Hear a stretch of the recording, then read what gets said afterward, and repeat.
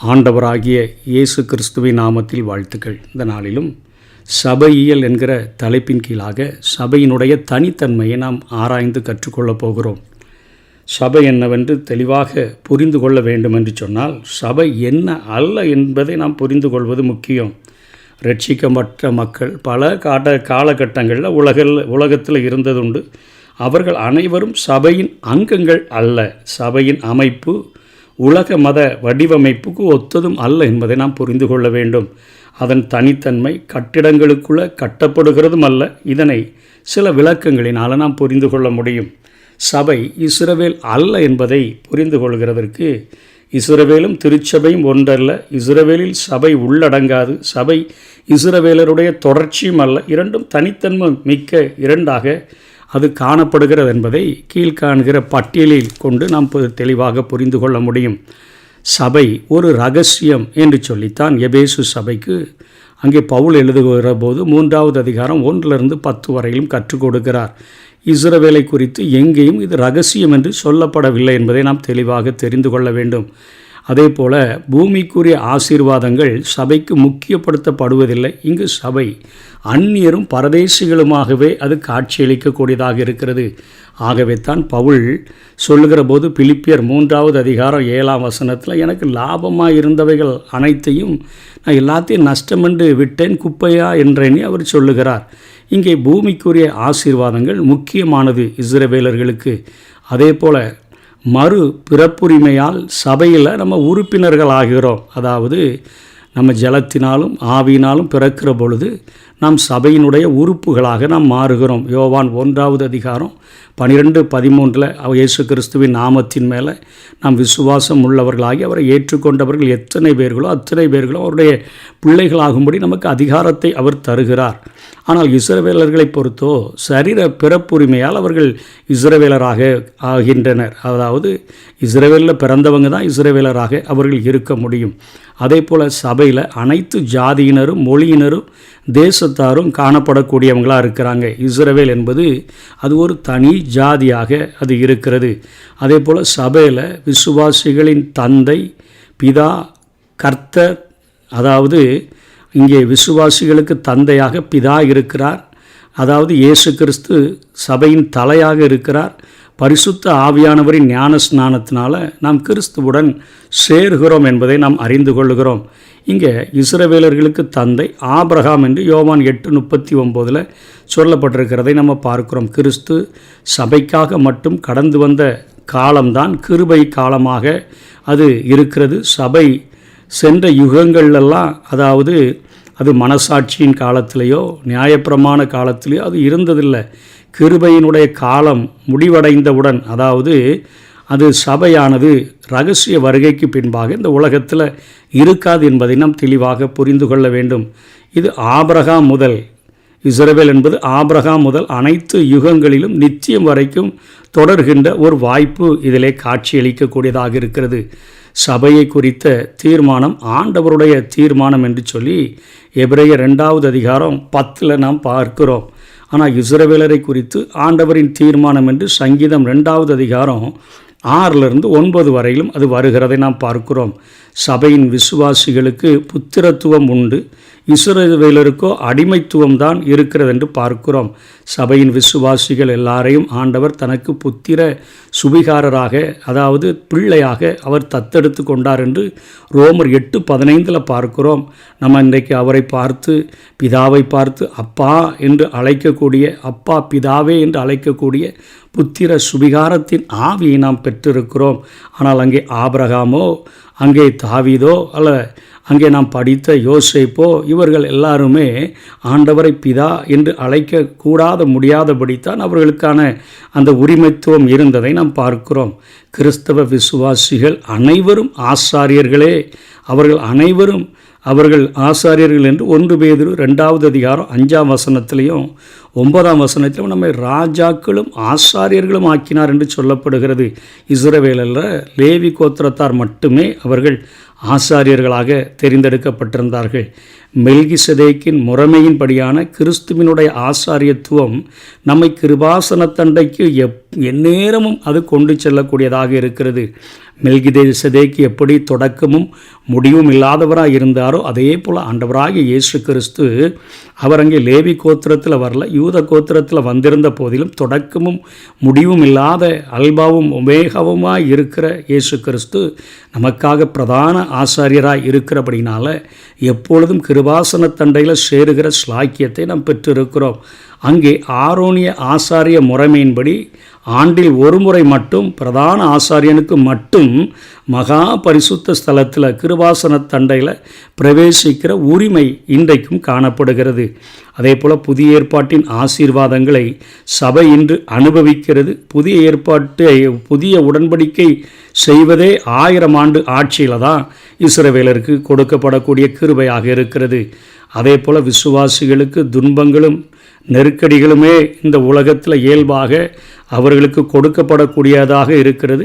ஆனால் இஸ்ரவேலர்களுக்கு உலக ஆசீர்வாதங்களின் வாக்குத்தத்தங்கள் ஏராளமாக கொடுக்கப்பட்டிருக்கிறதை நாம் பார்க்கிறோம். அதே போல் பழிக்கு பழி வாங்கக்கூடாது என்று சபைக்கு சொல்லப்பட்டிருக்கிறது. கர்த்தருக்கே அதை விட்டுவிட வேண்டும் என்று ரோமர் 12ஆவது அதிகாரம் 19ஆவது வசனம் 20ஆவது வசனத்தில் பார்க்கிறோம். ஆனால் சங்கீதம் 137:8 இஸ்ரவேலர் பழிக்கு பழி வாங்குவர் என்று சொல்லப்பட்டிருக்கிறதை பார்க்கிறோம். இங்கே சபையில் ஆன்மீக போர் ஆயுதங்களை கொண்டு சாத்தானுடன் நாம் போர் செய்ய வேண்டும். அதாவது ஆன்மீக போருக்கென்று ஆண்டவர் ஆயுதங்களை தந்திருக்கிறார். எபேசியர் 6ஆவது அதிகாரம் 10-18 வரையிலும் பார்க்கிறோம். 2 கொரிந்தியர் 10ஆவது அதிகாரம் 4-5 நம்ம பார்க்கிறோம். ஆனால் உலக ஆயுதங்களை கொண்டு புறஜாதிகளோடு போரிடுகிறது தான் இஸ்ரவேலர்களுக்கு கொடுக்கப்பட்டிருக்கிறது. அதே போல் உன்னதமான ஆளுகைக்குரியவர்களாக நாம் இருப்போம் என்பதை எபேசியருக்கு பவுல் எழுதும் பொழுது எபேசியர் 1ஆவது அதிகாரம் 22ஆவது வசனத்தில் அங்கே குறிப்பிடுகிறதை பார்க்கிறோம். எல்லாவற்றையும் அவருடைய பாதங்களுக்கு கீழ்ப்படுத்தி எல்லாவற்றாலும் நிரப்புகிறவருடைய நிறைவாகிய சரீரமாகிய சபைக்கு அவரை எல்லாவற்றிற்கும் மேலான தலையாக தந்தருளினார். அதாவது சரீரமாகிய சபைக்கு தலையாக அவர் இருக்கிறார். எல்லாவற்றையும் அவருடைய பாதங்களுக்கு கீழ்ப்படுத்தி விட்டார் என்று சொல்லி நம்ம பார்க்கிறோம். ஆகவே எல்லா விதமான காரியங்களும் நம்முடைய ஆளுகைக்கு உட்பட்டு காணப்படுகிறது என்று பார்க்கிறோம். ஆனால் உலக ஜாதிகளின் மேலே ஆளுகை பெறுகிறவர்களாக அவர்கள் இருப்பார்கள் என்று ஏசாயா 60:12 நாம் பார்க்கிறோம்.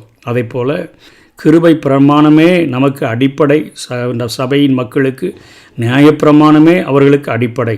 சபை கட்டுமான பணிக்காக அப்போஸ்தலர்கள், தீர்க்கதரிசிகள், சுவிசேஷகர்கள், மெய்ப்பர்கள், போதகர்கள் ஆகியோரை ஆண்டவர் பயன்படுத்துகின்றார் என்று எபேசியர் 4:11 பார்க்கிறோம். இஸ்ரவேலருடைய கட்டுமான பணிக்கு இத்தகைய ஊழிய அமைப்புகள் இல்லை என்பதை நாம் புரிந்து கொள்ள வேண்டும்.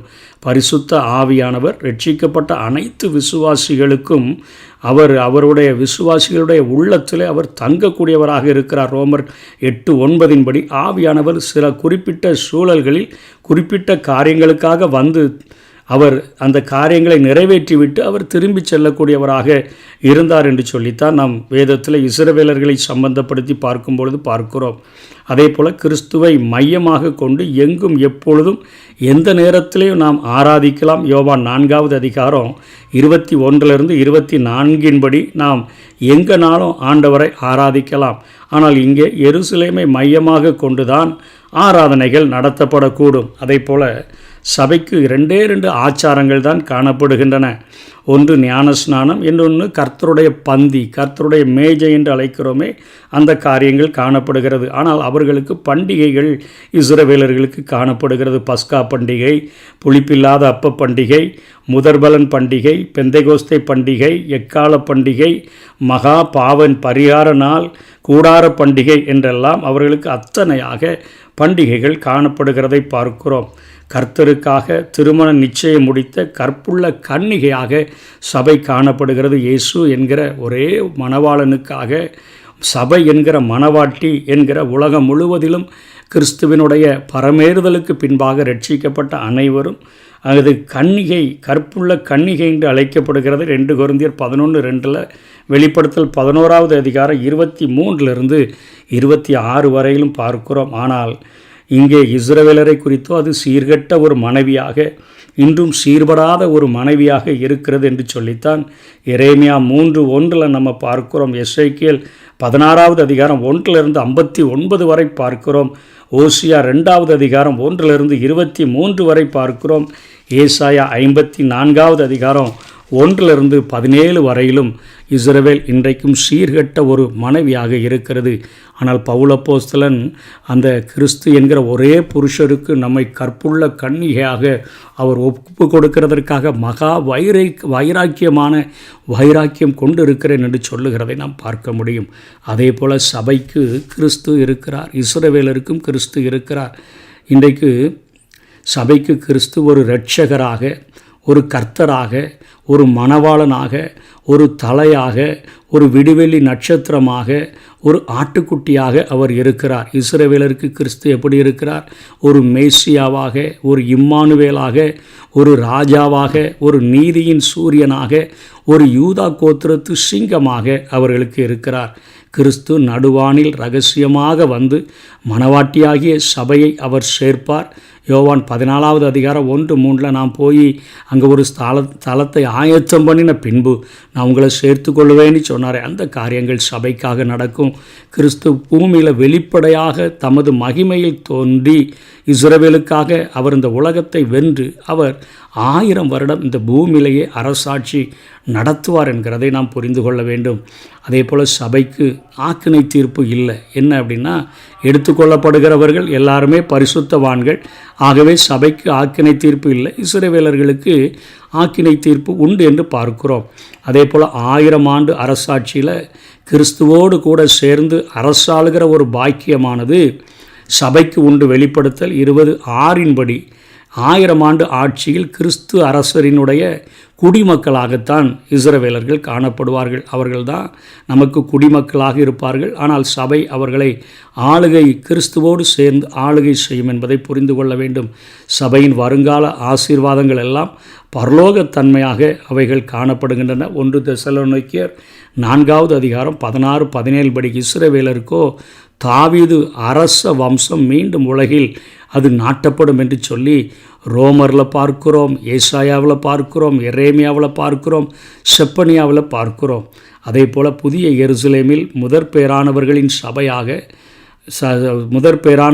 சபையாக இந்த சபையின் மக்கள் வாழ்வார்கள் என்று எபிரேயர் 12:23 பார்க்கிறோம். புதிய எருசலேமில் பூரணராக்கப்பட்ட நீதிமான்களாக இஸ்ரவேலர்கள் விளங்குவார்கள் என்று எபிரேயர் 12:23 பார்க்கிறோம். ஆகவே இஸ்ரவேலருக்கும் சபைக்கும் இத்தனை 27 வேறுபாடுகள் கிட்டத்தட்ட காணப்படுகிறதை நாம் கற்றுக்கொண்டோம். அதே போல் சபையானது ஆலோசனை சங்கத்தினுடைய தொடர்ச்சின்னு நம்ம நினச்சிடக்கூடாது. இஸ்ரவேலின் ஆலோசனை சங்கத்துக்கும் திருச்சபைக்கும் எந்த தொடர்பும் இல்லை. அதாவது ஆலோசனை சங்கம் பழைய ஏற்பாட்டு காலத்திலிருந்தே இருக்குது.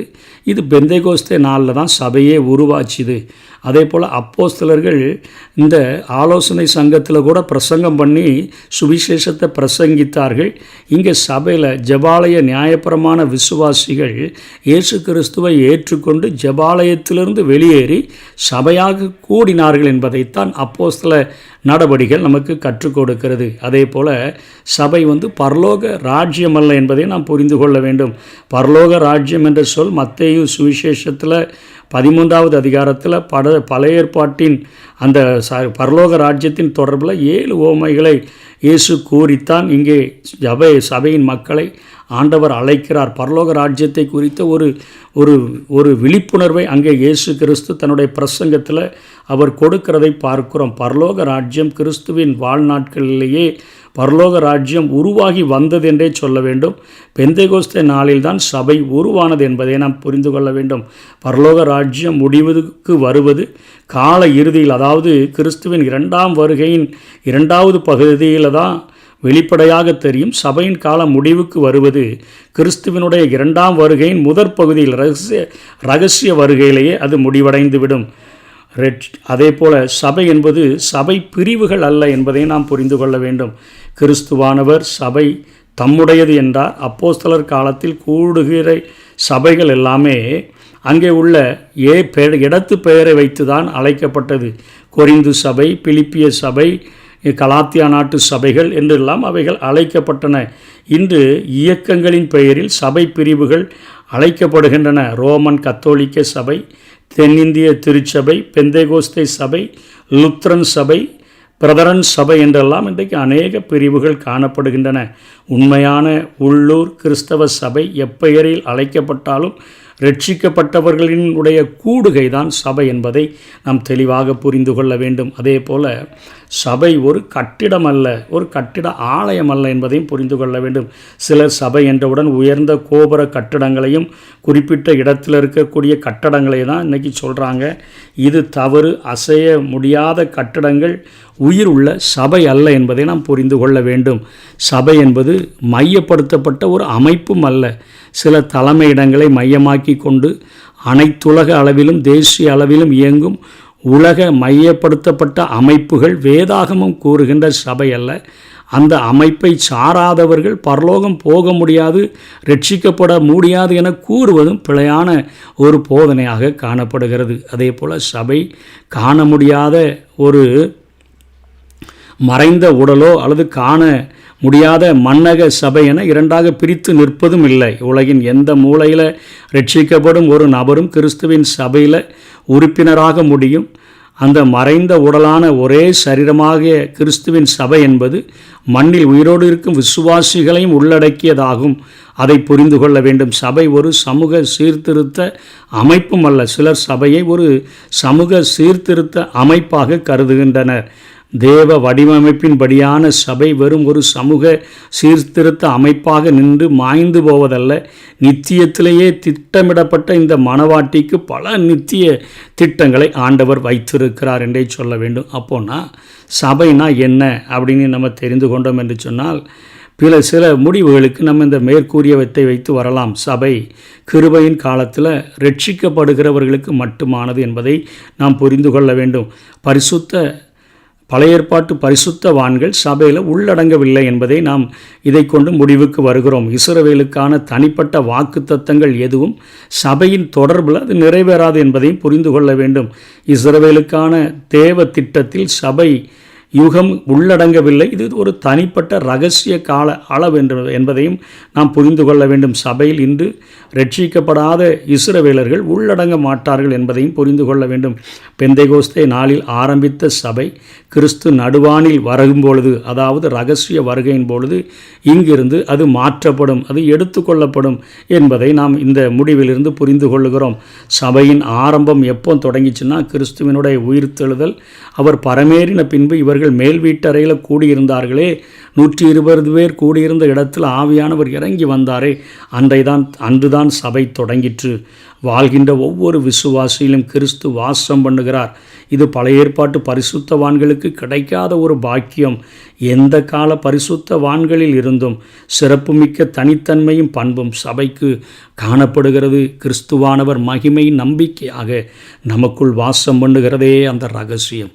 ஆகவே இந்த சபையின் கிருபை யுகத்தில் வாழ்கின்ற நமக்கு பாக்கியம் பெற்ற சந்ததிகளாக இருக்கிறபடினால உள்ளான மனதில் ஆண்டவரிடத்தில் அன்பு கூர்ந்து முழு இருதயத்தோட, முழு ஆத்துமாவோட, முழு பலத்தோட, முழு மனதோட அன்பு கூர்ந்து அவரிடத்தில் நெருங்கி சேருகிற பாக்கியத்தை ஒவ்வொரு நாளும் பெறுவோம். கர்த்தர் தாமே நம்மை ஆசீர்வதிப்பாராக. ஆமென்.